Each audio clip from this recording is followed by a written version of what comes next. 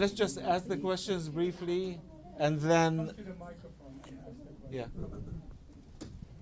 Could you tell me a little bit about the drop in Christian population in Palestine? We're going to take a few questions and then. Did you have? Yeah, I just wanted to say, here, I'll take the mic. More used to it.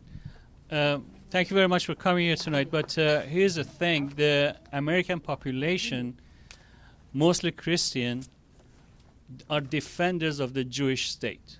That's a fact. You can't change that. That's because of the way Christianity is in America. I'm a Christian. And we are taught that unless Jews are in the land of Israel, Jesus will not come back. Okay? Now, the thing is, the American fighting machine has brainwashed everyone into saying that Palestinians are Muslims. And we all have learned that everybody here hates Muslims. Now we know that there are a lot of Christian Palestinians, but I don't see any signs out there. I don't see Palestinians going out there saying Christian Palestinian. You know? And unless you do that, we are not going to get American population educated that when we are doing bombings there and killing people, why is it that I don't see Christians on the cameras saying Christian Palestinian? على علم إسرائيل موجود خطين. الخط الأول يعني حدودك يا إسرائيل من الفرات إلى النيل. هل بده يتحقق هالشيء؟ كل هالأشياء عم تصير مشان يحققوا آمالهم، يعني هذا هو الهدف. The question was about what is called the Greater Israel from the Nile to the Euphrates. Two quick questions. The role of the British. You mentioned the Balfour Declaration. We've talked about the Americans, the Israelis, etc., but the seminal role of the British in setting up this whole situation for divide and conquer. Okay, if he has any comments about the shift in Egypt and the development projects around the new Suez Canal, etc. Hi, and I just had a question on the origins of groups like ISIS. Let me clear my head real quick.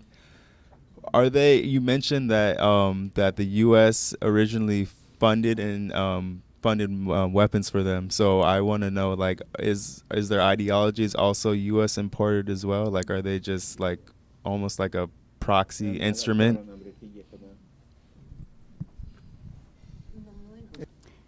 We all know Israel's plan is to divide, the Arab people, and they've been very, very successful.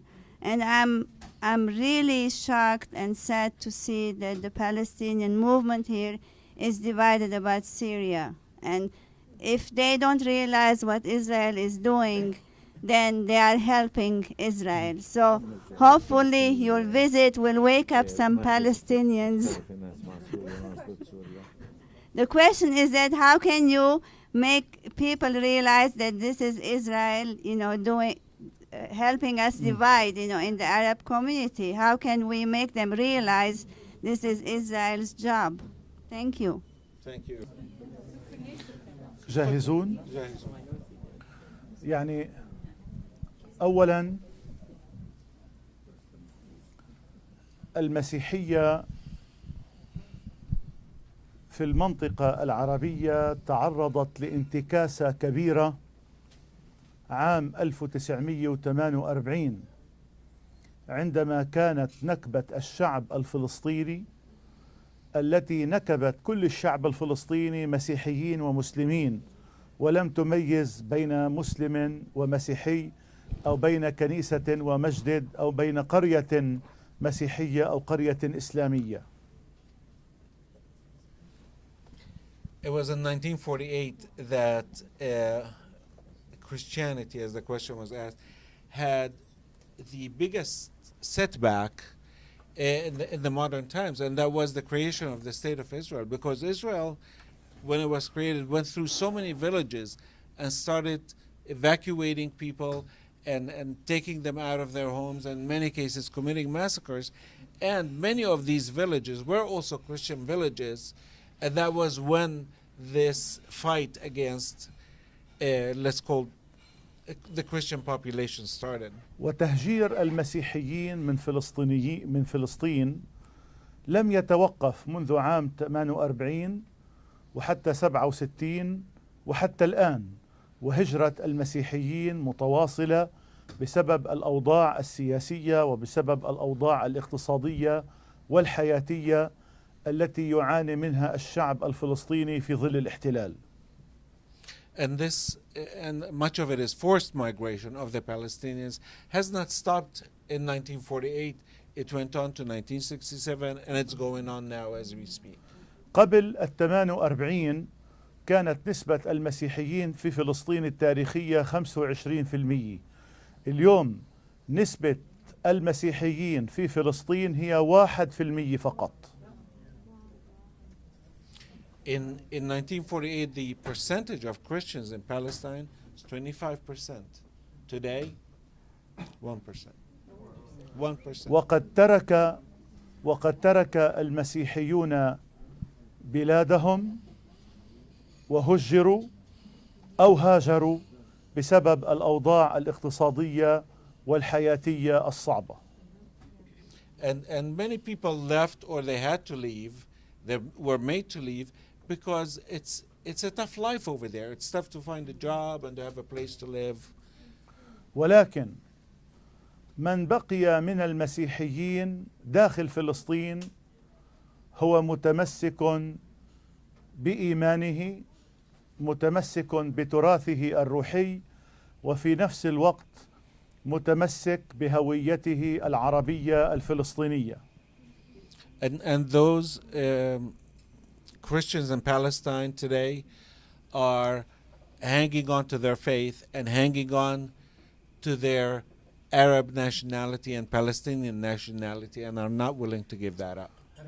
وكذلك فإن المسيحيون الفلسطينيون المنتشرون في كل القارات هم متمسكون أيضا بانتمائهم لوطنهم ويدافعون عن وطنهم في الأماكن التي يتواجدون فيها.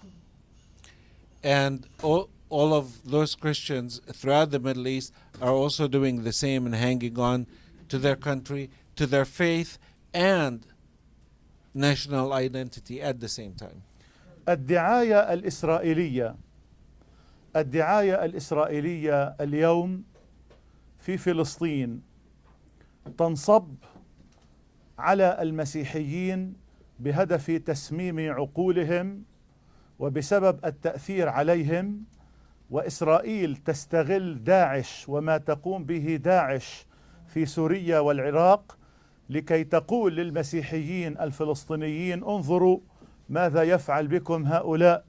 ولذلك يجب أن تكونوا مدافعين عن إسرائيل، لأن انهيار إسرائيل يعني أنه سيأتي نظام داعش ونظام التطرف والتخلف وما إلى ذلك، وفي هذا الكثير من التضليل للوقائع وللتاريخ. And basically what they're telling the people is Israel is your better bet, because if you guys don't stand with Israel and Israel doesn't stand with you, you're going to end up with people like ISIS. And this is a distortion of history. للأسف وجدوا بعضا من العملاء والمرتزقة لكي يروجوا لهذه الرؤية ولكي يشجعوا المسيحيين على أن يلتحقوا بالجيش الإسرائيلي بحجة حماية المسيحيين من التطرف الإسلامي ومن داعش ومن النصرة وما إلى ذلك. ولكن لم تلقى هذه الدعوة آذانا صاغية عند المسيحيين. لم يذهب أحد إلى الجيش الإسرائيلي باستثناء بعض الحالات الشاذة هنا وهناك التي لا تمثل المسيحيين ولا تعبر عن أصالة المسيحيين وعن وطنيتهم.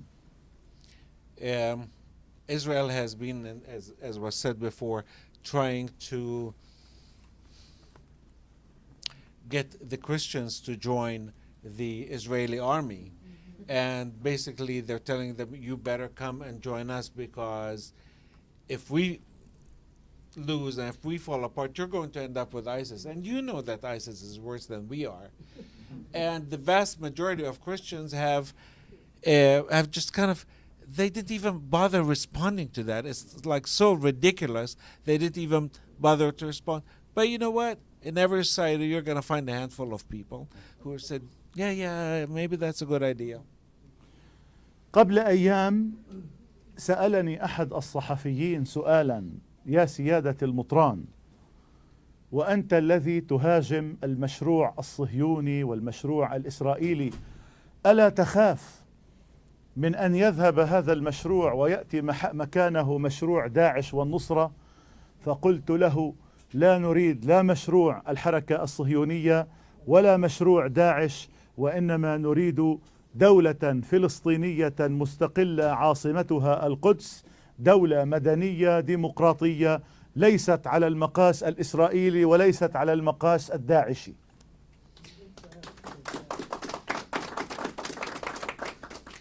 And some people have asked, aren't you afraid that, you know, the Islamic State would come and take you over? You know what the Islamic State is doing? And he said, you know what? We have always said that we want a civil, democratic society that does not discriminate between its people. So Israel is a lousy model for us, and so is ISIS.